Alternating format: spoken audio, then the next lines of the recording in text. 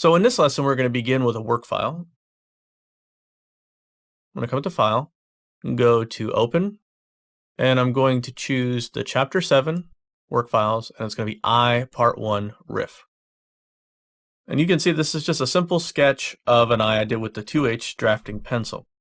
Now what we want to do is we want to convert this into a piece of vector artwork, and we're going to do that primarily starting with the pen tool. The other thing we're going to do here is we're going to zoom in on this guy, and I'll just go ahead and use the magnifier, and I'm just going to click and drag around that eye so that we can get good and zoomed in just like so, and then come back over here with our pen tool and maybe zoom out one time. Make sure that I have my focus on the artwork like so. That looks good. Now the main idea here is that we want to convert this into vector. Now this is currently raster artwork. As you can see, it's very pixelated. And we want to make this something that we can blow up to be really huge, or we can use in any number of different types of things that we might want to use it in. If you want to draw your own eye, you're more than welcome to do that. This is very scribbly because it's not important what exactly it looks like. So I'm just going to go ahead and begin here with our pen tool, and I can start at any point I want to. But probably the place where I will start this one is right here. And I'm just going to go ahead and just click once, and then click and drag, click and drag, click once, click and drag, click and drag, and click once. So the reason why I do that, and I'm not really careful about how I place these points, is because they can be edited afterwards, and actually it's much better to edit these afterwards than it is to try to get everything perfect the first time around.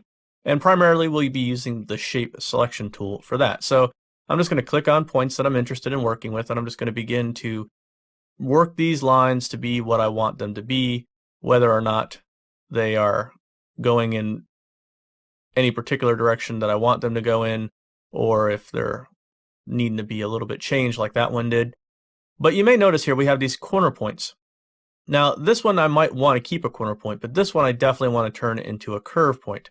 And the way that we do that is this last tool here, which is Convert Point.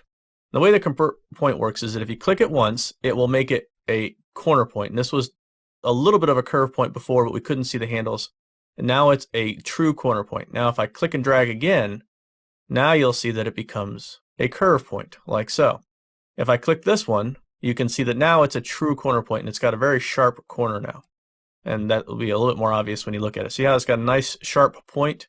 So again, this Convert Point tool can be very useful in instances like this where you need to make something rounded that was sharp, or make something really sharp that was slightly rounded. So I'm just going to go ahead and continue working these shapes until I'm completely satisfied that we've got the best representation of what it was that I intended in that sketch. And really this is the way I recommend that you work with the vector tools.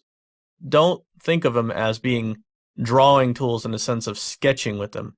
You know, do your sketches with Painter's native pencils and whatever else you think you can sketch well with, and then use that as a basis for your vector drawing. Now, in addition to that, we're going to need to start working at some of the inner parts of the eye. We'll come back and we'll pick that up in the next lesson.